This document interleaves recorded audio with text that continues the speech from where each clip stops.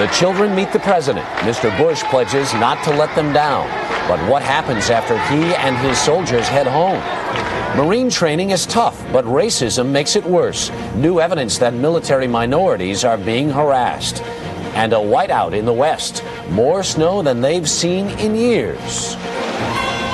This is the CBS Evening News. Good evening. I'm Harry Smith, sitting in tonight for Dan Rather. President Bush wound up his visit to Somalia today, congratulating his troops for the job they've done and trying to reassure them that they will be going home sometime. Correspondent Bill Lagatuda has tonight's report on the rescue in Somalia. President Bush flew into Baidoa, the place they used to call the City of Death, and the first things he saw were the instruments of killing his men took away from the bandits. More, Mr. President. The Marines he stepped in and out of foxholes greeting today have cleaned up this part of Somalia, and Mr. Bush said he wanted to thank them. It was a big deal that the president had come, and not just for the troops. The president's next stop is here, the Baidoa orphanage, with 800 children. All they've been told is that an important man from America is coming. All the children knew was this is the man whose soldiers guard the food. For him, a hero's welcome. Mr. Bush, who hasn't had a reception like this since well before November, might have wished it would last forever. It is a wonderful, wonderful mission of mercy, and I'm so proud that our military is performing it so well. But as the president was clasping tiny little hands, giving out a gift, the director of this orphanage that's been saved was worried. Now that the president has seen we're okay again, does this mean the troops will abandon us? We like to see the Marines and the French troops to stay longer, not less than 1 year. Mr. Bush told the Marines he hasn't decided when they should go. You know, our mission is limited. It's not to stay forever, and it is not to totally disarm this country. And the president heard other good questions from his troops at the Baidoa base. One of them was, will we be saving other countries too? So this may set a precedent, this mission of yours, but it doesn't mean that we will go every time there is somebody hurting. Mr. Bush told his men over and over again today, as he shook hands, as he rode around in an armored vehicle, as he posed for pictures, that UN soldiers will replace them eventually. And the president met with some of the foreign troops already here. President Bush, you've done a great job. Mr. Bush's mercy mission may have been a good job, but as he left for the USS Tripoli tonight, this president who loved being commander-in-chief knew it was a job he wouldn't finish. 19 days from now, Somalia belongs to Bill Clinton. Bill Lagatuda, CBS News, Baidoa. Starting today, the U.S. government has expanded its definition of AIDS. Now patients with symptoms including certain types of tuberculosis, pneumonia, and cancer will be counted as having full-blown AIDS. The new definition may make them eligible for medical benefits sooner. While the official count of AIDS patients is growing, the government is cutting back on efforts to prevent the disease. Scott Pelley reports. Babies can get HIV/AIDS from their infected mothers. In the losing battle against AIDS, education is the only weapon that is known to work, whether among school children in Tucson, this information that talks about the way that you can get the virus, or in the inner city of Dallas. AIDS prevention saves lives, and yet federal funds for these programs are being cut at a rate of $15 million a year. It is insane, and we will pay dearly for our insanity. Dr. Jocelyn Elders directs Arkansas's Department of Health. She has been nominated to be U.S. Surgeon General. We have more than 5,000 people per day that become infected with the HIV virus. We have no treatment. So the only thing that we can do is try and prevent more people from becoming infected. Almost everyone agrees the cuts defy all logic. As the AIDS epidemic enters its second decade, federal funds for prevention have been cut in each of the last 2 years. Many states have lost 20% of the money they need for testing and education. One reason, controversy. Lessons in prevention always involve sex and drugs. Now, if you know someone that's out there that's sharing needles and need to clean their needles, we want you to give them this bleach kit. In Dallas, Stefan Chandler works in a model program that could be cut next year. If programs like this don't continue or cut back, what do you lose? Well, we could possibly lose a lot of lives. I mean, a lot of people, they don't really think that they're at risk of getting the virus. These are the hardest people to reach. They do not have a lobbyist in Washington. And so when these programs are cut, nobody cares about it. During the campaign, Bill Clinton said he would spend more on prevention. Americans are dying of the world's most curable affliction, ignorance, and we need to cure that first. But the president-elect must convince a Congress which is being lobbied heavily to spend its money on research and treatment. The federal budget for this new year contains even more cuts in AIDS education, the only AIDS programs that have ever saved a life. Scott Pelley, CBS News, Dallas. Way out west, where a drought has had people praying for any kind of moisture tonight, they're wondering if there can be too much of a good thing. Bill Whitaker reports. The old year left the far west blanketed in a deep new coat of snow, dumping more snow on California's Sierra Nevadas this week than anyone has seen in years, burying houses and cars. There's a car in there somewhere, huh? Have you been working all night? All night, all day. No, the past 4 days. Turning homeowners into mountain climbers, closing roads, and making stranded motorists hot under the turtleneck. Sometimes it doesn't work as well as we'd like it to. Piss poor management and piss poor planning. Snow kept supplies out and people in. We're out of milk, we're out of bread, we're slowly running out of beer. We're snowed in. We've run out of food. The heavy snowfalls have claimed at least 2 lives. In Portland, this freezing homeless man was rushed to the hospital. In Idaho, roads became ice rinks, runways skidways, and travelers squatters. Well, I'm stuck here in Idaho Falls. I'm not quite sure when I'm getting out of here. They're doing emergency tows. In Portland, AAA was snowed under with cries for help. It's my wife's car, and she's gonna kill me. Bad for drivers, great for kids. The deepest New Year's snowpack Bone Dry, California has had in 7 years. Even in Southern California, where today's Rose Bowl parade was sun-kissed as usual, the surrounding mountains are capped with snow. And earlier this week, Los Angeles got a dousing. It all helps, but doesn't end the state's severe drought. And of course the groundwater table has dropped 150 or more feet some places, so it's going to take a long time to recover from that. And they're not finished digging out yet. The forecast says more snow is on the way. Bill Whitaker, CBS News, Los Angeles. Still ahead on tonight's CBS Evening News, child abuse on the job and Europe's borders falling down.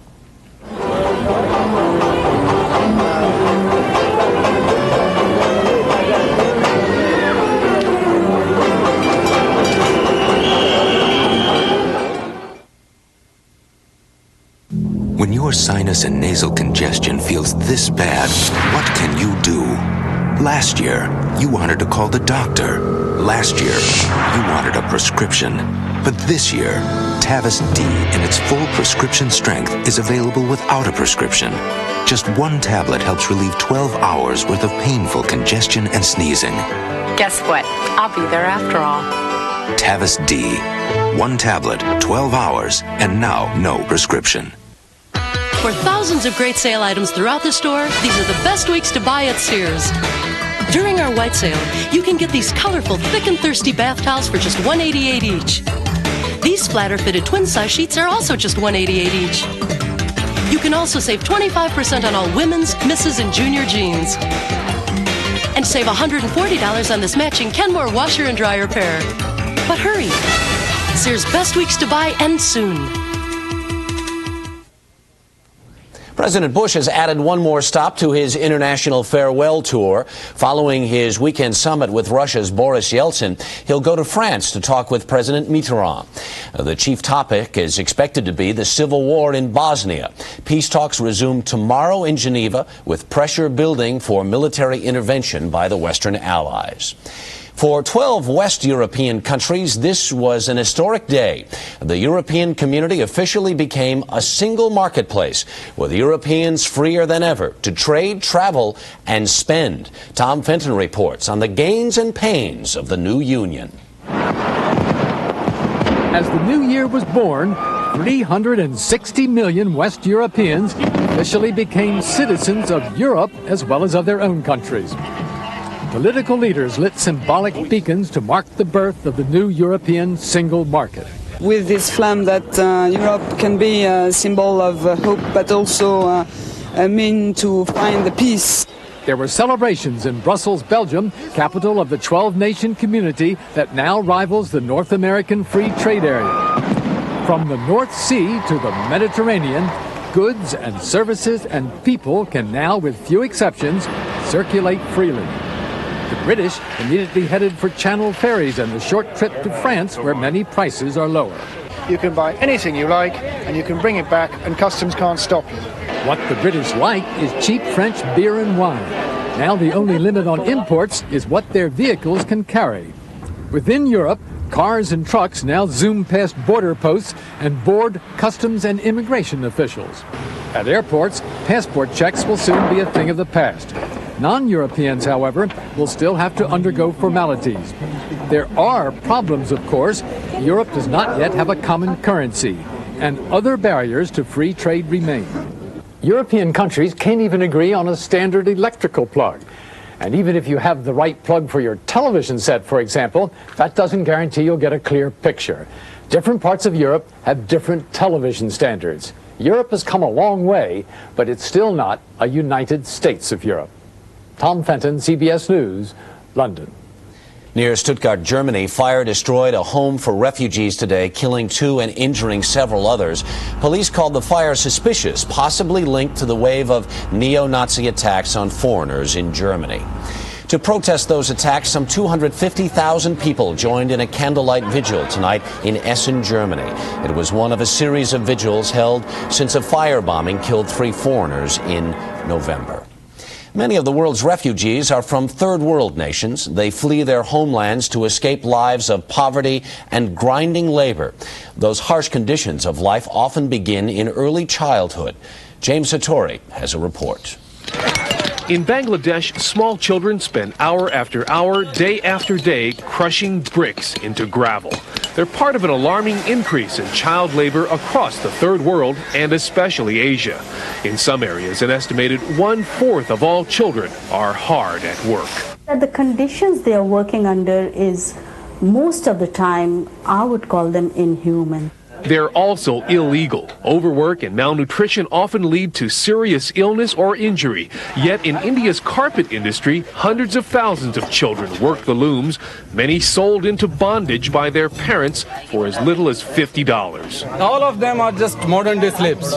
Nobody knew that these carpets are made out of the blood and bone and flesh of these poor Indian children.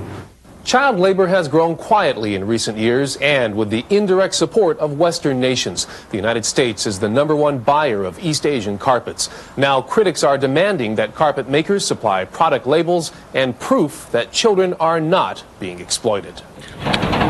Some are taking more direct action. When police raided this paper cup factory in Thailand, they found young boys undernourished and beaten. Many were forced to work up to 19 hours a day, robbed of their youth and any opportunity. If children of any country are not allowed to grow and develop and learn, they will be trapped in poverty. But in these dirt-poor countries, there are few alternatives. The mother can't feed them. At least if they are working, they are having at least 1 meal a day. If they don't work, they starve. So they work, while activists struggle to reform a system many thought had been reformed long ago. James Hattori, CBS News, Tokyo. Stay with us now for more CBS News, including the story of public health clinics, where for some patients, the doctor is out.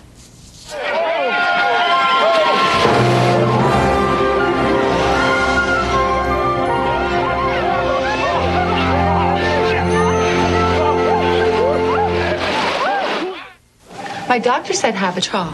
Habitrol? It's a nicotine patch.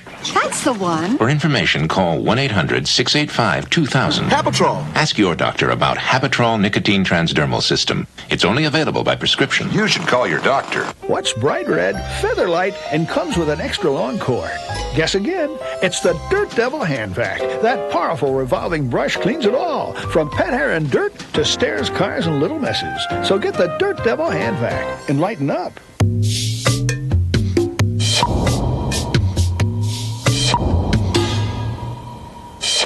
Compare the new 32-valve, 280 horsepower Lincoln Mark 8 to everything else. Then you'll understand why, instead of introducing it, we decided to launch it. The new Lincoln Mark 8. What a luxury car should be. You rode the same rides, ate the same junk, got the same heartburn. But his antacid's different from yours. His Tums has calcium. Most antacids don't. Regular Rolaids uses an aluminum salt. This uses aluminum and magnesium. So does this. Of all these, only Tums helps wipe out heartburn and gives you calcium you need every day. Something my body needs anyway. I like that. Calcium-rich Tums. Can you work all week and wind up owing the boss $5? If you're picking oranges for some big companies, you can. Sunday on 60 Minutes. When Bill Clinton becomes president later this month, one of his first priorities will be health care coverage for all Americans. Right now, some states are cutting back on health care. In some places, they even pick and choose which patients to treat. Reed Galen reports. It is like so many other overcrowded county healthcare clinics. You see the same faces, full of anxiety, need, and fatigue. You do need to sign another form, okay? The people who cannot pay, who don't have insurance. What makes Lee County Clinic different is the faces you don't see. Men and old people. Pregnant women, mothers, and dependent children are seen. All others are being turned away. Unless tuberculosis. They were patients here before the new policy became effective. Practically speaking, healthcare rationing is a fact in a lot of places, but in some Florida counties now, they have made it official that all patients are not to be considered equal. Some state officials are calling this the Titanic model, women and children first. If you don't have the money to treat everybody and everything exactly the same, you're going to have to say, we're going to do this, we're going to do this, and we're going to do this here. It's a matter-of-fact approach. If the system has sprung a leak, someone has to make a judgment about where resources will do the most good long-term. It's not so matter-of-fact when you're the one being denied care. The facility just point-blank didn't care whether I lived or died, because without the medications I would have died. Because I had less than 25% of my heart working at that time.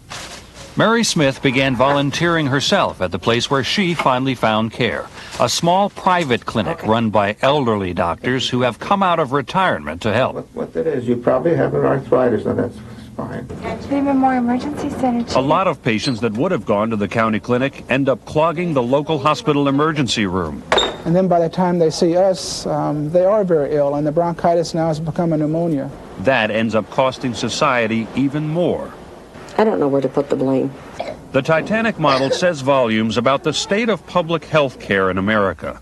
I think it's just the system, you know. There just isn't enough room in the lifeboat for everyone. Reed Galen, CBS News, Fort Myers.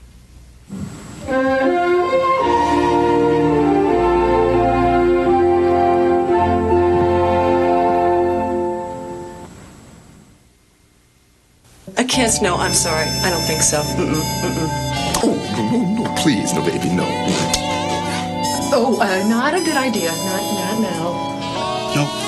No, bedtime. Fight morning breath with Scope. Scope has 2 powerful ingredients that kill 90% of the bacteria that cause morning breath. Your kiss is ready.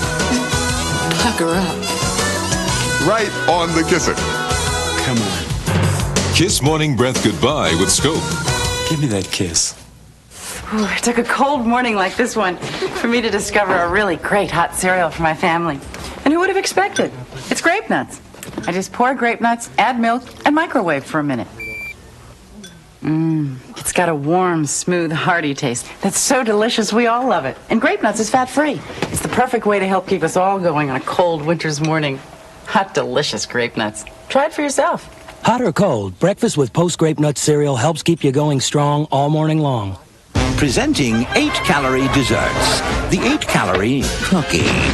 The 8-calorie ice cream scoop. The 8-calorie candy bar. Or an entire dessert that's only 8 calories.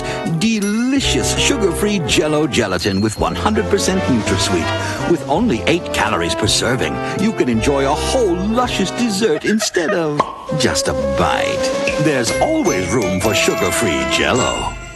Finally, the playoffs are here. Sunday on CBS, 2 teams with lots of momentum. The Eagles battle the Saints. Happy New Year. I'm a big fan. The community of Monroe, Louisiana was back to normal today after a big scare when a truck carrying anti-aircraft missiles crashed near the edge of town.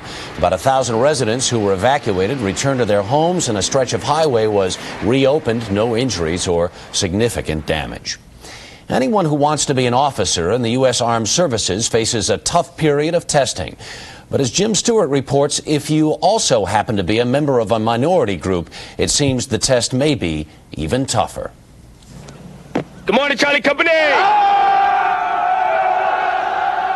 These are Marine Corps officer candidates. If they can survive 9 weeks of hell at the Corps' legendary school in Quantico, go, push it.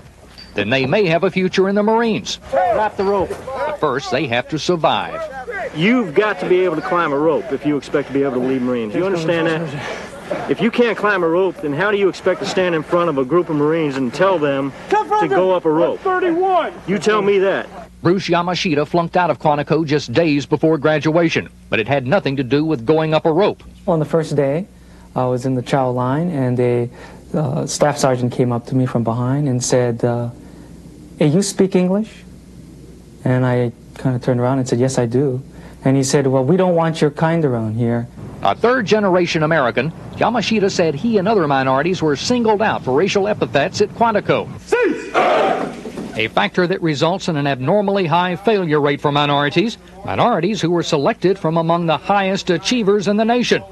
Of all the minorities entering Marine OCS between 1982 and 1990, 41% flunked out, compared to just 33% for whites. The other services appear to have the same problem, but not as severe.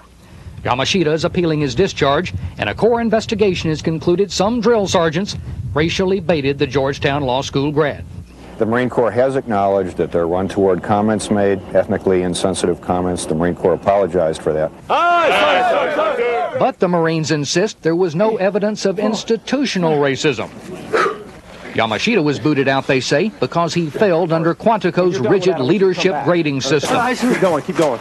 25% of an officer candidate's grade is on his personal physical training, 25% on academics, but all the rest is on something more subjective called leadership. And the way the Corps figures it, you've either got it or you don't. And that, says critics, is exactly what's wrong. Such subjectivity opens the officer selection process up to gross abuse. If you're a white candidate, you've got an advantage, it seems to me.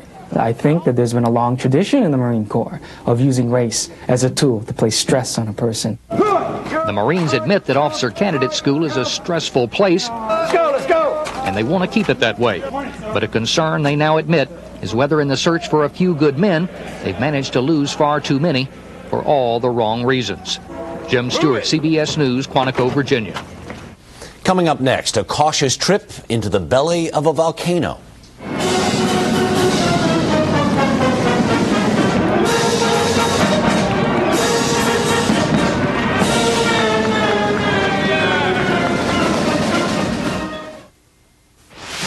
The best weeks to buy at Sears. Save $130 on this 18 cubic foot Kenmore refrigerator, now only $599.99. Or get ice and water through the door on this huge 25 cubic foot model, now just $999.99. Save $250. Both are 30% more energy efficient than models made just 3 years ago.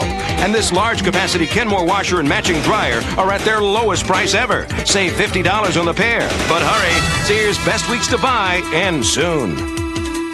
What do you smell? I can't smell anything. My nose is clogged, yeah. For fast relief, try Dristan 12-hour nasal spray. Now smell. It's an orange.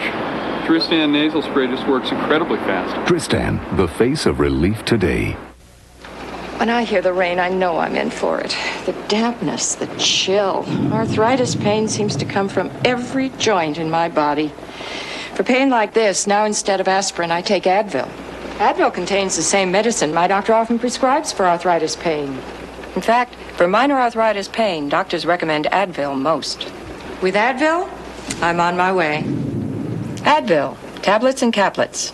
Advanced medicine for pain.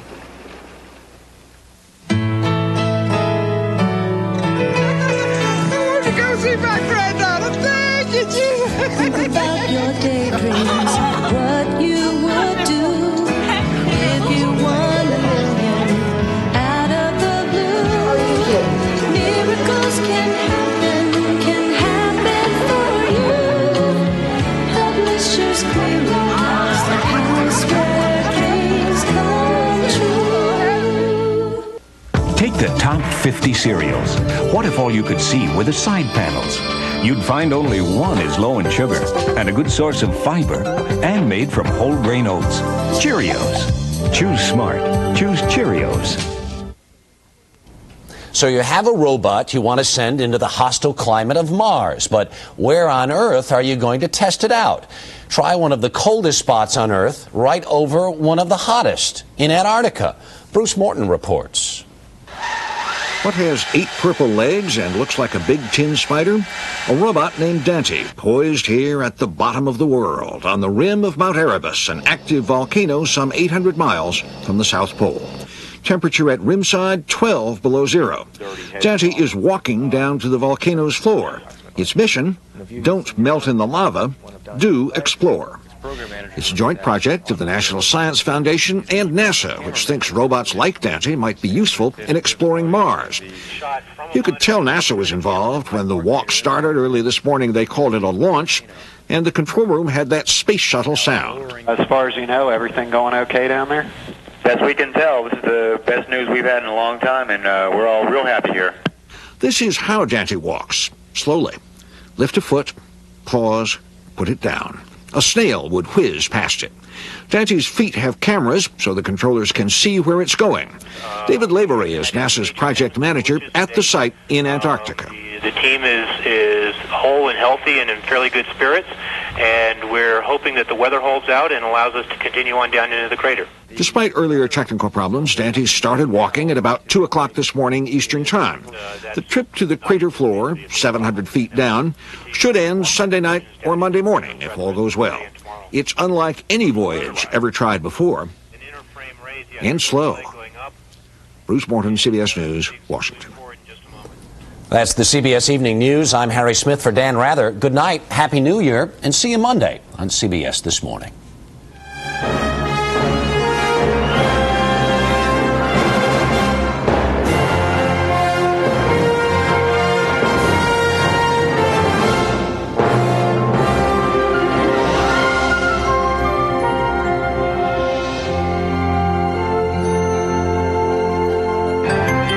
Experience CBS News.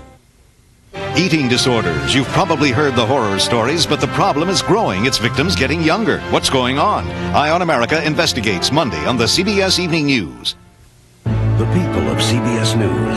Dan Rather, Connie Chung, Mike Wallace, Ed Bradley, Leslie Stahl, and Charles Garald. Experience CBS News. This is CBS.